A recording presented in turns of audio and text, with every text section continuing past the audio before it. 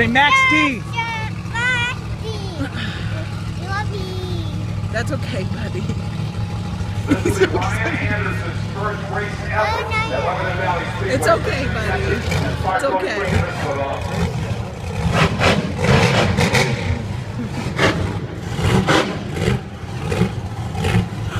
Max D and son of a digger. Anderson's first ever racing celebrated here in Diapers. First time he's been on here.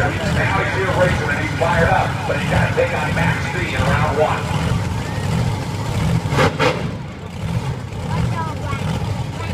Here we go, the drivers are ready.